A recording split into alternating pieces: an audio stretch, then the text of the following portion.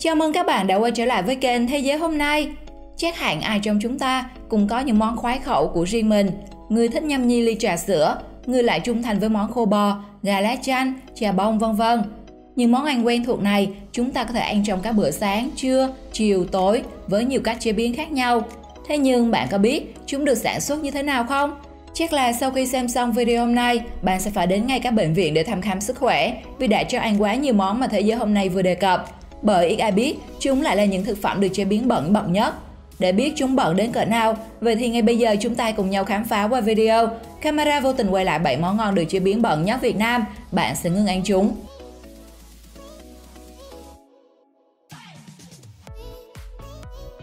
7. Chà bông. Ai cũng biết đây là món ăn phổ biến được nhiều người ưa chuộng, nhưng có một thực tế là cái gì được ưa thích quá thì sẽ bị làm giả, làm kém chất lượng để lừa gạt người tiêu dùng. Cụ thể vào năm 2015, báo Thanh niên đưa tin chà bông bẩn được làm từ đường hóa học Trung Quốc tiêu thụ khắp thành phố Hồ Chí Minh. Cụ thể, cơ quan chức năng huyện Bình Chánh, thành phố Hồ Chí Minh đã bắt quả tang một cơ sở sản xuất chà bông bẩn. Tại hiện trường, nơi sản xuất bẩn thỉu không đảm bảo vệ sinh. Ngoài ra, lực lượng kiểm tra còn phát hiện những túi đường hóa học dùng làm nguyên liệu sản xuất chà bông. Đây là loại đường không rõ nguồn gốc xuất xứ, được dùng vô tội vạ, không đảm bảo tiêu chuẩn. Điều đáng nói là cơ sở này dùng chất hóa học để làm cho thịt gà có màu vàng tơi, nhằm thu hút người dùng, cũng như dùng nguyên liệu gà không rõ nguồn gốc, không có chứng nhận kiểm dịch. Khi nhìn thấy những hình ảnh này, liệu khi mua một ổ bánh mì hay một gói xôi, bạn có can đảm kêu người bán để chà bông vào? Nếu khoái khẩu món này, bạn không có thời gian tự làm ở nhà, admin có thể giới thiệu các bạn mua chà bông tại một số cửa hàng uy tín như Trà bông Như Lan, Cường Thịnh Fuesa Food, Trà bông Phong Nguyên, Trà bông Limpy Shop.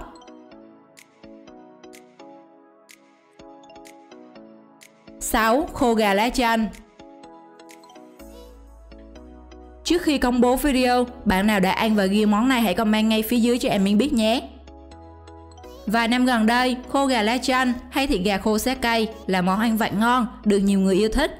Tuy nhiên khi cầu ngày càng tăng thì cũng là lúc các chủ cơ sở sản xuất gà lá chanh bắt đầu tung chiêu độc, trộn thịt gà thả loại với thịt lợn sấy khô, thậm chí trộn bột cùng quy trình sản xuất không thể bẩn hơn, gây nguy hại sức khỏe người sử dụng. Năm 2019, trang báo vietnamnet.vn đã đăng tải đoạn phóng sự về tình trạng sản xuất khô gà lá chanh bẩn. Không khó để nhìn thấy, nguồn nguyên liệu là gà đã được các cơ sở sản xuất hô biến từ các loại gà kém chất lượng, đôi khi trộn lẫn thịt heo, nơi sản xuất, chế biến không đảm bảo vệ sinh. Bên cạnh đó, các thành phần không thể thiếu trong món ăn khoái khẩu của nhiều người, đó chính là các hóa chất có nhãn hiệu Trung Quốc. Được dùng để tẩy rửa mùi cho thịt và tạo hương vị cho món ăn. Theo các chuyên gia sức khỏe, nếu những chất này tích tụ lâu ngày, gây nguy cơ các bệnh về đường ruột và nguy hiểm nhất là ung thư dạ dày. Theo đó, để tránh những loại khô gà bẩn, người tiêu dùng nên lựa chọn những cơ sở uy tín, có nguồn gốc xuất xứ, thành phần khô gà rõ ràng để đảm bảo sức khỏe.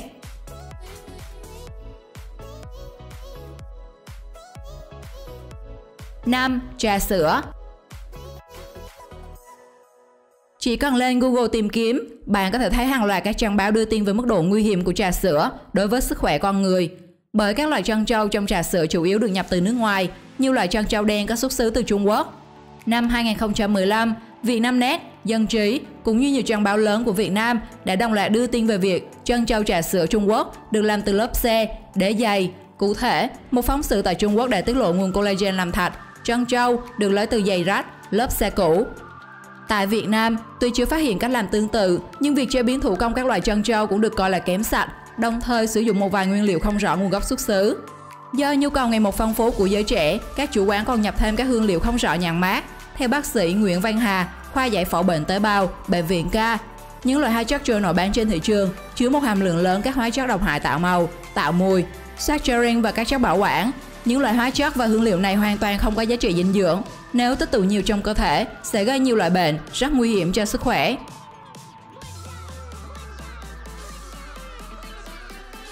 4. Thạch rau câu. Mùa hè nóng bức, những chiếc thạch rau câu hoa quả xinh xinh, đủ màu sắc, hương vị từ sô cô la, nho, cam, dứa, bạc hà vân vân, ăn cùng với nước cốt dừa sánh ngọt, ngậy ngậy, kèm theo hạt trân châu dẻo quánh, chút dừa tươi và vị vani thơm dịu sẽ là món ăn khoái khẩu của bất kỳ dân teen nào. Tuy nhiên, ít ai biết rằng sau món ăn ngon này là cả một quá trình chế biến bẩn đến kinh người. Những bài viết từ các trang báo Hà Nội Mới, Kiến thức.net đã cho chúng ta thấy được toàn cảnh hơn về quy trình sản xuất rợn người của món ăn được ưa thích từ trẻ nhỏ cho đến người lớn này. Những chiếc thùng đựng nước bột cáo bẩn vẫn màu loang lỗ, thoạt nhìn ai cũng cảm thấy ghê người. Sản phẩm được đổ tràn ra nền nhà, các công nhân làm việc tay không đeo găng, chân trần vô tư dẫm cả lên trên sản phẩm. Thành phần chủ yếu để sản xuất thạch rau câu là các chất phụ gia, phẩm màu, hương vị. Thậm chí người sản xuất còn thêm thạch cao vào để làm thạch. Năm 2010, tại Hà Nội, đội chống hàng giả Phòng Cảnh sát điều tra thành phố Hà Nội đã phát hiện hơn 2 tấn thạch rau câu trộn lẫn đường hóa học, sodium cyclamate, hóa chất bị cấm dùng trong thực phẩm. Dù biết là nó sẽ ảnh hưởng đến sức khỏe của người tiêu dùng, nhưng vì lợi nhuận, nhiều cơ sở vẫn cố tình vi phạm.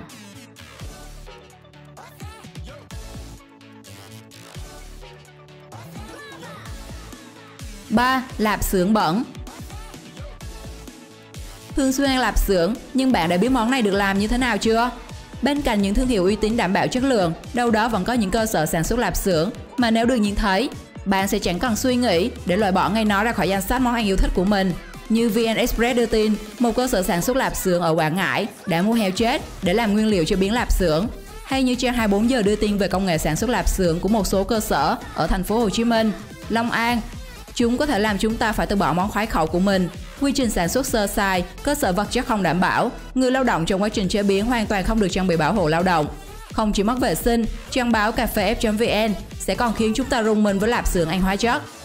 Bởi người ta cho vô tội vạ muối diêm vào nhằm giữ cho lạp xưởng được lâu hơn, không bị mốc, thối. Theo thạc sĩ Đào Mỹ Thanh, Trung tâm Y tế Dự phòng thành phố Hồ Chí Minh, loại phụ gia thực phẩm này được phép sử dụng với liều lượng rất hạn chế. Nhưng nhiều nơi lạm dụng liều lượng cao để lạp xưởng đỏ như thịt nạc, lạp xưởng càng đỏ thì càng nhiều muối diêm. Nhiều người tiêu dùng ăn thực phẩm chứa nhiều muối diêm sẽ gây khó tiêu, nặng hơn có thể gây ngộ độc.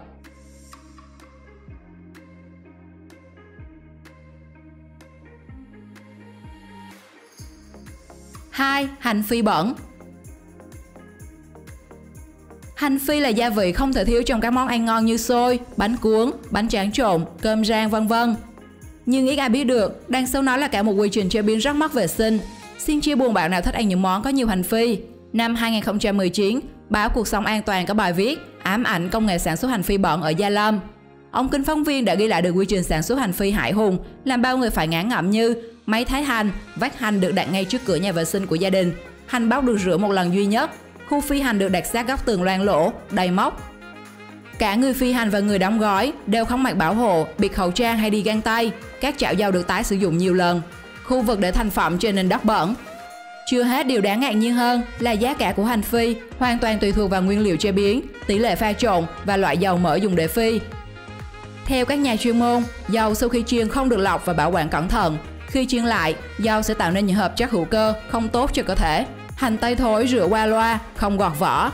Tất cả các chất này sẽ được tích tụ và gây ra các bệnh nguy hiểm cho người ăn như bệnh gan, ung thư. Nghe thôi em Minh cũng rùng mình rồi.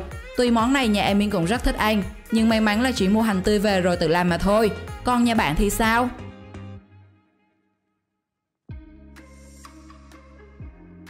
1. Thịt bò khô.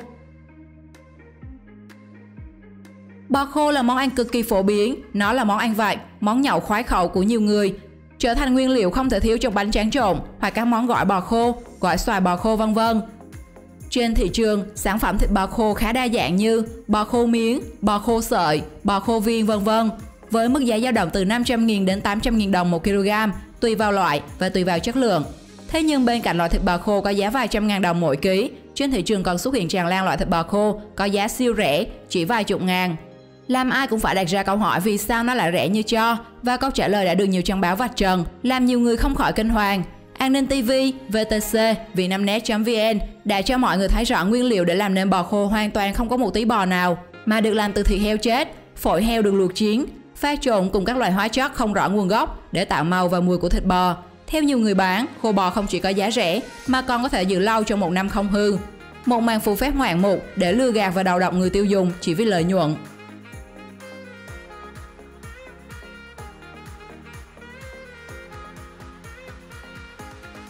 Bạn đã từng ăn bao nhiêu món ăn trong danh sách này? Theo bạn món nào là bận nhất? Hãy comment cho mọi người biết nhé. Xin chào và hẹn gặp lại các bạn ở những video sau.